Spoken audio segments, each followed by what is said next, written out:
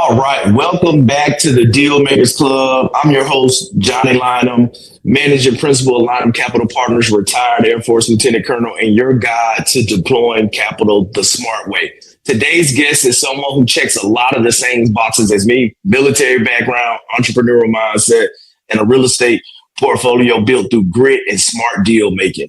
Taylor Fox is a former Air Force fighter pilot turned commercial real estate investor operating across the Florida Panhandle. And he's flipped mobile home parks, executed 1031 exchanges, bought a Girl Scout camp site from the Girl Scouts of America. He's looked at, recent deals closing. You just told me closed 2 deals in the last 10 days. And he's doing a heck of a job as a real estate investor, building wealth one deal at a time. And so it's really exciting for me to have these conversations, especially with my veteran operators and seeing the things that we're doing right now that's changing the real estate investing landscape space. And so really, for warehouses, offices, daycares, that is really exciting to have Taylor on the show today. So Taylor, welcome, man. Thank you. Appreciate you having me. Yeah. So, really kind of starting off this interview and really kind of going through, take us back to the beginning. You went from, the finance MBA, Air Force pilot to real estate investor. What moment made you say to yourself, I need to be building wealth outside of the cockpit? Yeah, honestly, it started in high school. Someone handed me the book, Rich Dad, Poor Dad, and I saw the difference between being on the right side of that and owning assets and have your money making money. And that kind of inspired me. And that kind of drove the finance interest in college and real estate interest in college. Okay. And that kind of kicked it all off. Yeah. And then like you said, I transitioned to the Air Force. 2009 was not a great year to graduate with a finance degree.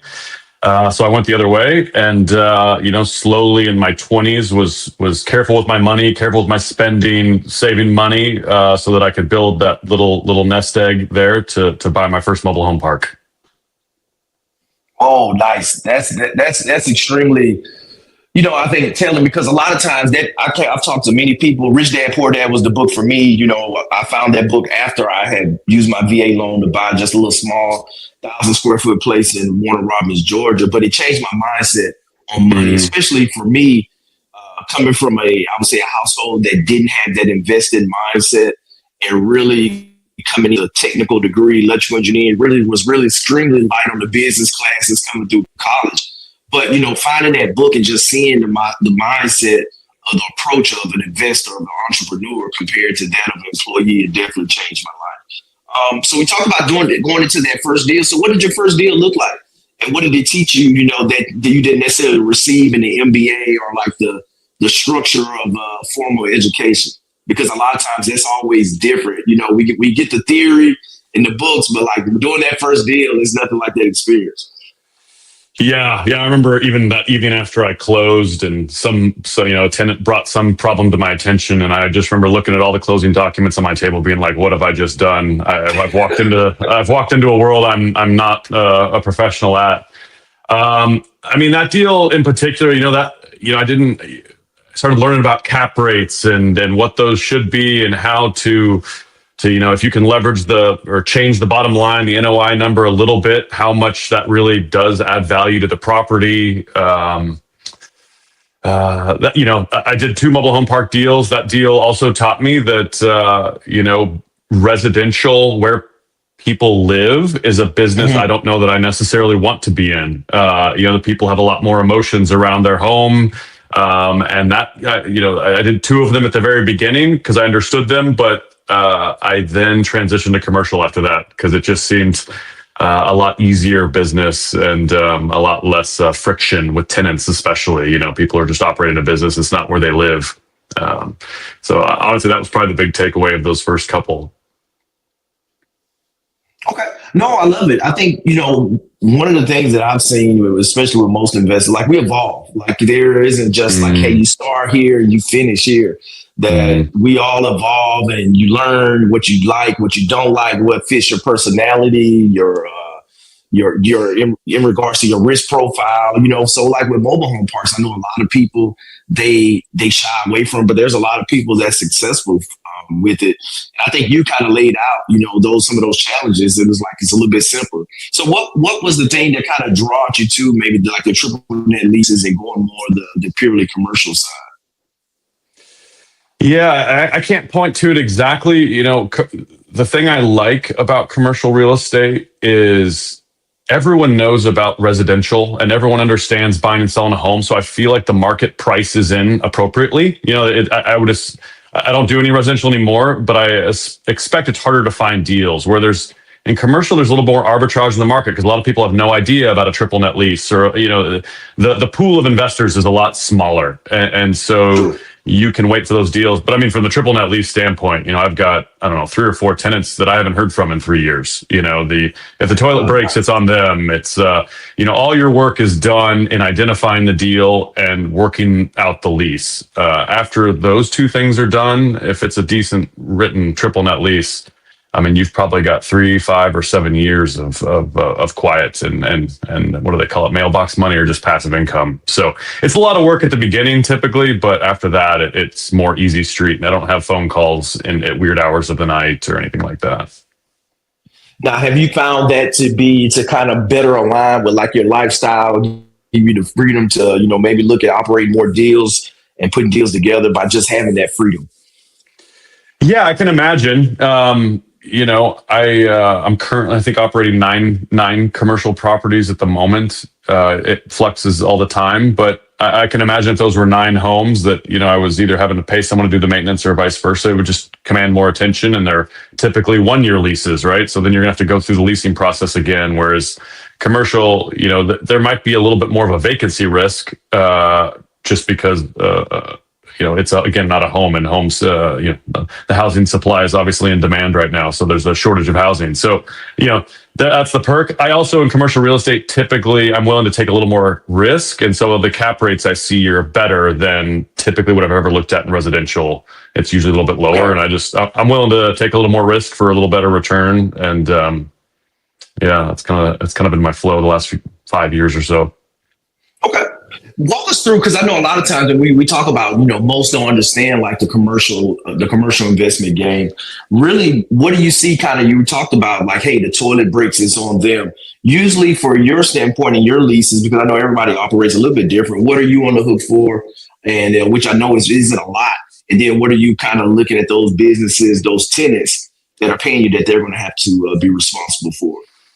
Yeah, it varies. There's a little art and creativity in that with every tenant, and if it's a tenant that you really want, like a national brand tenant, you're not going to have much say probably. They're going to just kind of tell you, this is how we do it. And you're like, yes, sir. That's all. Or yes, ma'am. I'll take that.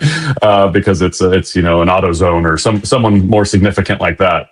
If it's the more mom and pop type business, it's probably going to be a little more higher risk, and you're just having to communicate and teach them almost how a commercial lease works because they're not used to it either. So I've seen everything from the tenant is responsible for the roof and the structure and every single expense there is, all the way down to, a more traditional one is, I would say I'm responsible for roof and structure. They're, underground kind of things. Other than that, they're responsible for all the repairs. It's probably the more average lease that I deal with, which again, it just cuts down most of the calls, right? Roof and structure and plumbing or underground plumbing issues, they're pretty rare. So, and they're often covered by insurance. So when that happens, it's a better situation. But yeah, that's typically my experience with those leases. Yeah.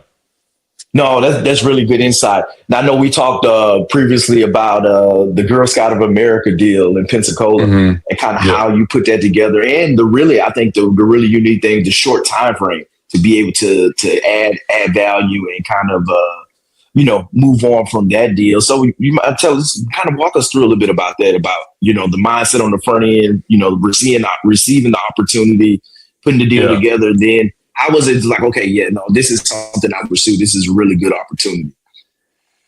Yeah. I mean, it's, I I kind of have a philosophy, maybe eased off a little bit, where I sit around and wait for what I call a home run, where I'm like, oh, I know this is a good deal. And this isn't like a base hit or a double, because every deal doesn't turn out quite as good as it looks like at first, in my experience. There's always a little more. So if you're waiting for the fastball down the middle, and you go for that, that's great. And I had a great broker at the time who was just so savvy and great at finding deals. And so he brought that to my plate, and I guess I'm acting as like a liquidity person for, businesses who they need to get the thing off their balance sheet. It's a whole, and so I always have a line of credit available to me, and in addition to whatever cash I have, so that when deals like that pop up, I can be like, and I have the knowledge of that local market, so I know that building will lease for X dollars per square foot. Oh, if I buy this now, it's a 15 cap because it's a liquidity event for them. They just want to get rid of it. I'll be like, hey, I'll close in 2 weeks cash because I've got my line of credit ready. I've got whatever available. That has paid off, I don't know, 3 or 4 times pretty heavily. Okay. Whereas people, especially businesses, wanting to get rid of places, it's not someone's money, it's the business's money. Someone's just signing off on it. And I find that there's a little more, they're like, oh, this guy can end my headache in 2 weeks. That's awesome. So I'm basically the ibuprofen of those real estate deals. Just I'll make the pain easy. And if I have that local knowledge, if I'm looking at a new place, that's a little scarier. You don't necessarily know exactly what things are going to lease for. You don't have that intimate knowledge of the area. The Panhandle of Florida is a place that I just know pretty well, like exactly what that warehouse should lease for, or that little office, or whatever it may be. So that's when you can jump on things very quickly, and you don't need the due diligence necessarily. For sure. No, I think that's great. And I think really working with the broker, and I think, from my transition from residential to commercial, I've seen the residential side where a lot of investors don't like to work with brokers. How's that relationship been with you, with having a broker that's bringing you those off market, those type of opportunities like that, with kind of just building your portfolio over the years? Yeah, I mean, it just goes to show, just showing up and doing what you're going to say, and being the guy that, like, I'm going to make an offer on this and I mean it. And then all of a sudden, when a broker sees that, who is especially savvy, they're going to start calling you first. And so they're going to say, hey, I have this listing that's about to come on the market. I think you're going to be interested in it. So, getting that first access is just so critical. And you can, again, go the ibuprofen method and say, hey, I'll close on this in 2 weeks. Don't even list it, but those broker relationships are key. It's hit or miss. Like, there've been a handful that have not been that great, or, they just bring me normal deals all the time. I'm like, no, I'm waiting for the home run down the middle. Call me when that one appears. And it's hard to find, right? It's hard to find that relationship. And, but I've gotten lucky a couple times. Yeah, no, most definitely. I think having those relationships I think any facet of business is extremely powerful. That it can change the trajectory, having that insight to see deals, or someone that's working with auctions or distressed properties in an area or region that can give you that insight, that it can definitely be powerful. Talk to us a little bit about 1031 exchanges. I know we briefly touched on that. How have you leveraged 1031s in your journey so far? Yeah, I've done it a handful of times at this point. I have mixed emotions. The ability for money to make money, you definitely don't want to take the 15 or 20% haircut on a gain. So the 1031 obviously keeps you away from doing that, but it also, puts you under a stress to try and do a deal that may not be the home run, right? Like, I want to sit around waiting for the home run. Well, once I put the 1031 timer on myself, that makes it more difficult to find. You're a batter wanting to hit immediately, and that's a desperate place, is not a good place to negotiate from. So these last two I just did in the last 10 days were both coming out of a deal with a significant capital gain. And, for a few weeks, I was all over Crexy. I was all over LoopNet. I was all over every broker I knew, just pushing them. And I made, at one point I was under contract with 4 properties, and I think you can only identify 3. Once I got down to my 45 day, I had to, have a survivor moment where I kicked one of the properties off the island, and then we went down the due diligence phase, and then you whittle them down. So it's a great leverage tool where you don't have to pay the capital gains, but I'm always a little uncomfortable with them because they force you to do a deal, which I don't like that position to be in. Yeah, no, I think you definitely brought up one of the downsides of the deal that I'm having a conversation right now with the guy at Orlando. That same thing, that he's in the 45-day window. He's got two brokers that are chasing down deals, and he's like, hey, I think I just may have to, if I can't find it, oh well, I'm gonna just have to pay the capital gain taxes. And that was the conversation that we had. Like, hey, you have the backup plan, you have some Delaware statutory trust, that it may not be the great return that you're looking for, but at least you can place the capital, defer the gains, and kind of give you some time to at least for a couple of years you're on the sideline. But your money's growing, and you're not having to, like you say, take that 20 to 30% haircut on taxes and the gain. So I definitely hear that part of it, because that's the last place that you want to be is having to close a deal on the timeline, and the other party knows that it really takes the leg up that you have for concessions and really negotiating a really good deal. Right. And I don't even know if this was accurate, but a couple of times I've used the fact that I am a 1031 buyer with my cash offer as like I'm serious, so take my offer, because I do need to close on a deal, and that. I don't know all the psychology of deal making, but sometimes I've utilized that as well, just to show the buyer or the seller that I am serious and that you should take my maybe $50,000 less than the other offer, but I've got my 1031 money sitting here, and I'm a cash deal. So I don't know. I can see it both ways. Yeah, that's true. You do have that negotiating power on that side as well too. And I think that's the thing, is really understanding your competitive advantage in any real estate transaction deals. Like, okay, how am I positioning this deal? How can I leverage it to make money long term? And I think all that goes into the business thesis on, okay, why should I say yes to this transaction, and really looking at all the different variables that kind of come into play. You talk a bit about like the Panhandle and the Pensacola market and that area. Did you always know, like, hey, this is an area that I grew up in there? What was the tie to bring you in and kind of bring you to the fold for that area as a market of choice? Yeah, I was just stationed there for the Air Force, and that was my mobile home parks were up in South Dakota and Minnesota when I was stationed up there, and then I moved down to the Panhandle. Okay. And then in the Panhandle, I just established a great relationship with a broker, and he started finding me deals, and that kicked the snowball of compounding investing from the Panhandle. But it was purely a job, a W-2 income move. Yeah. Okay. No, most definitely. We talked a little bit about it, about just it being less competitive on the commercial space versus residential. Why do you think that is? Just from your experience and just the conversations, the deals that you're doing, is there anything that you maybe pinpoint on why less people make that transition into the commercial space? Yeah, I think it's just familiarity and education. Like I said a little bit earlier, like everyone is familiar with buying and selling homes, or it's the American dream. It's very, I understand someone renting out a house, but there is a significant enough change in just the culture and how the leases are written, and the idea of working with somebody in a different state who is running a lease for a national company. Like, that's just a different game than I know how to rent a house to you. Like I understand how that works. Pay me a couple $1,000 a month and we get it.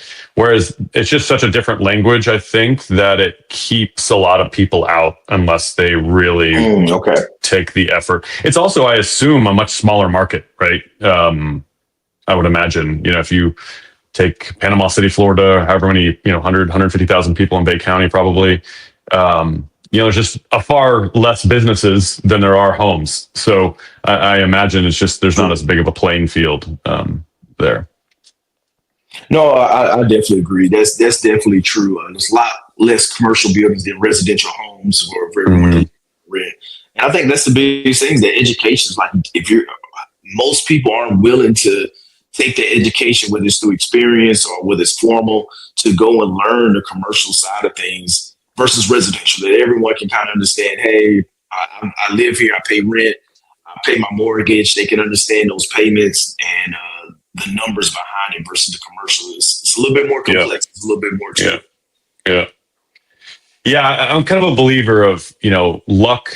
Luck kind of drives everything, and deals come across your desk. They don't come across your desk, but ultimately it is the awareness and the knowledge to know that that was a good deal. Like I think about it all the time. When every deal I look at, I'm just like, am I smart enough to see the opportunity in this deal? Or am I missing a few different things? Am I missing? Is there a knowledge gap that is making me unable to see the quality of this deal? And if so, I try to fill that gap. But to say someone's so lucky getting all the deals that they're getting. I mean, sure, luck is causing a lot of that, but it's the education and experience to be able to recognize the fortune that you were given. Whereas someone who has no idea and doesn't have that education can't see the fact that that is a good deal, for example.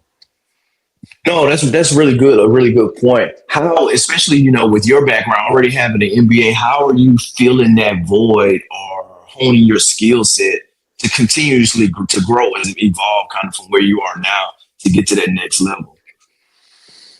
Yeah, good question. The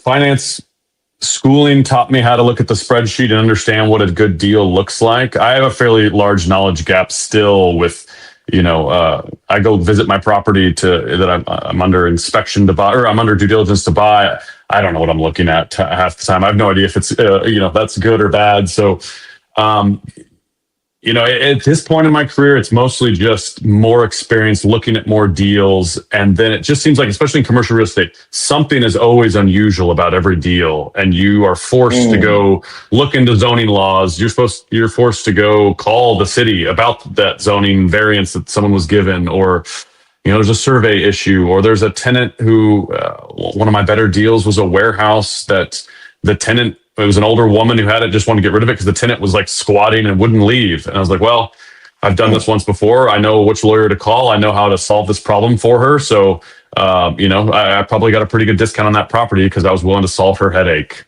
And so I guess it's almost, I guess to answer your question, I think it's just staying in the business and getting experience forces education. It's not like a formal practice I'm doing. I'm not taking a class anywhere, or I'm not doing continuing education. I am doing deals and seeing where my knowledge gap is and having to fill it through research in the moment, I guess. Okay. No, that definitely resonates with me, and just going through it and figuring out. I would say that the Air Force, just the project management, the leadership experience with being able, like, you know what, let me go find who knows the answer. Who can I find that's an expert here, and let them do their job and be great at what they're doing and bring the team together to close the deal out. And I think that's one, just continue to evolve over time and just know, like, everything's changing and evolving, especially now at a rapid pace. Most people spend more time planning a vacation than planning what actually happens after a major real estate sale. I'm Johnny Lynum, retired Air Force Lieutenant Colonel, real estate investor, and financial advisor. I help commercial real estate owners and accredited investors navigate 1031 exchanges, passive income strategies, and long-term wealth planning with institutional level insight. If you're thinking about selling, exchanging, or repositioning capital, let's build a strategy that protects your wealth and creates freedom. Simply visit johnnylynum.com/call to schedule a private strategy session today. How are you leveraging AI right now? Or are you leveraging AI or any automations that kind of make your life a lot easier? Oh, yeah, it's been such a game changer on the real estate front for me. I have various projects in my AI where I give it instructions to tell it to be an expert real estate investor, be my lawyer, be all these different things that I would love. And it acts as the deal filter for me. I'll just drop an offering memorandum, or what do you call those things? The listing basically, and it'll give me a quick overview really fast, where I tell it some things that I look for in deals. But then even from the property management side, even right now, I just closed this deal and I put all the files and due diligence for that deal in there, so I can always just run in and ask it questions. I'll have it do comprehensive market research, make reports for me. When I'm negotiating leases, I'll have it make a report, find all the listings you can. Here's some comps that I know of. Show the tenant this is what the rate should be, and it just does it in such an efficient manner that life is much easier. Or I drop all my leases into it and say, make me a spreadsheet that tracks everything so that I don't miss, rent increase dates, insurance cutoffs, whatever it may be. But I'm a big AI user.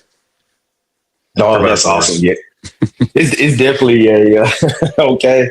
It's definitely a force multiplier for it, and I think it's only going to get more and more nuanced in order to reduce staff. I was at they have the Mid-Atlantic Marketing Association for real estate investors here in the local area, and there was an attorney who was talking about he was diving in on LOIs last week, and he was sharing that a peer of his in the New York area, they have a staff of 20 attorneys, and they're in the process now where they're saying that they can let 75% of them go. Whereas now one attorney with an AI model, like the work that 15 attorneys were going through just previously to review LOIs, to review contracts, to make comments and adjustments, that now one seasoned mid-career attorney and AI can replace 15 attorneys. It's insane, the efficiencies that are happening right now. Yeah, I drop almost everything that I get sent at this point. I drop, insurance agreements, lease agreements, and I just say, hey, I'm the buyer, I'm the investor, flag the highlighted issues that you think could possibly be concerning for me as the first pass, so I can immediately, or I've even dropped all the closing docs in lately, and it keeps catching all these errors the title companies are making. I even went back and found a deal 3 years ago. The warranty deed has the wrong LLC name. It's like, it's messed up and the AI caught it.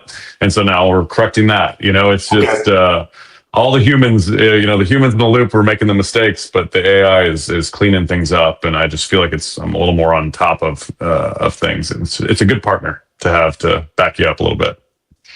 For sure. And I think as a lean operator, not a big GP team, and really doing that, I think the more that you can bring in and have a different set of eyes looking at anything over your shoulder, it just covers down and it closes those gaps, which is great.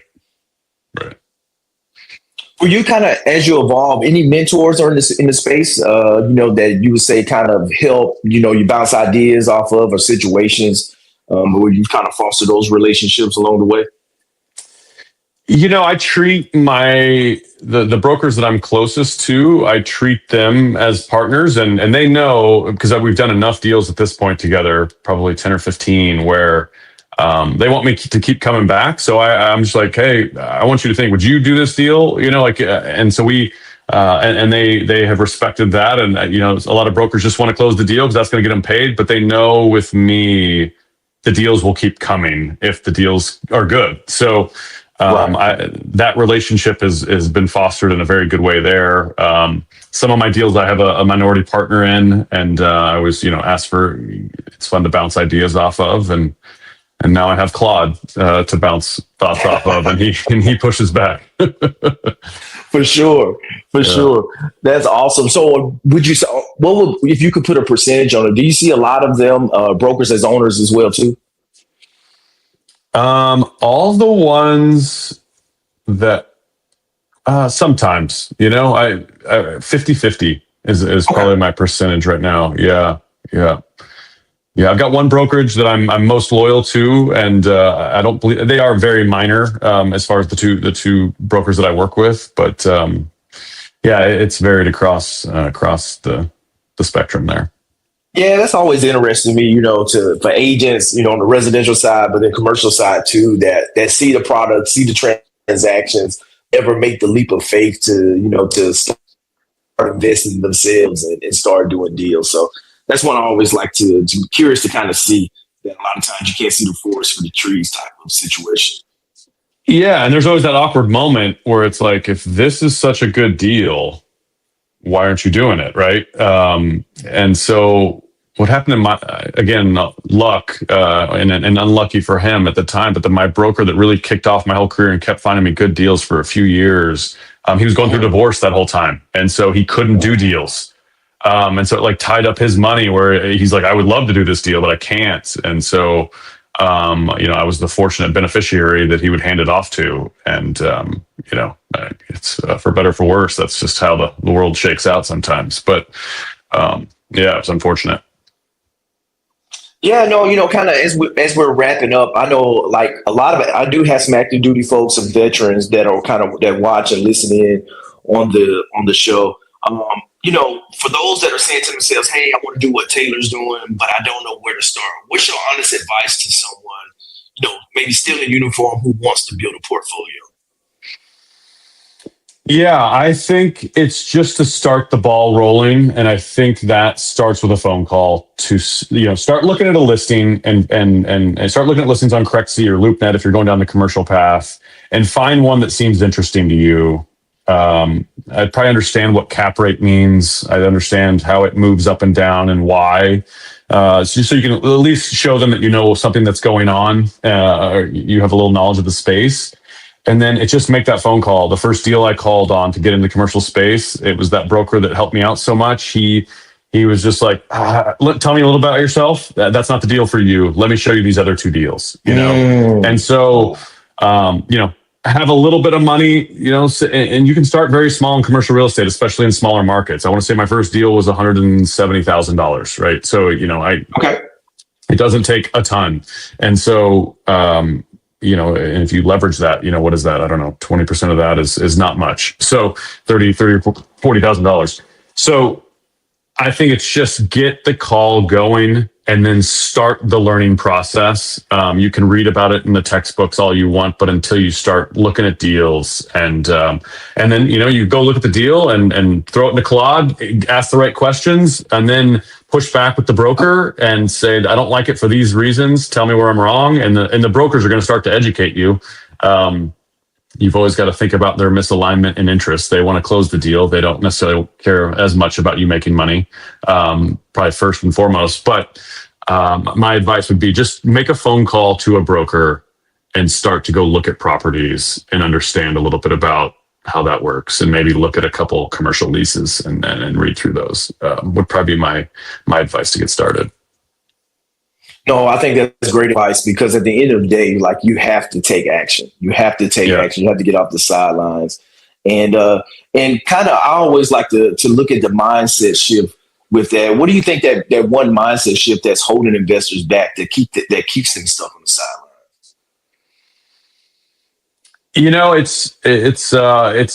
It's risk. It's investing. It can you can lose. I'm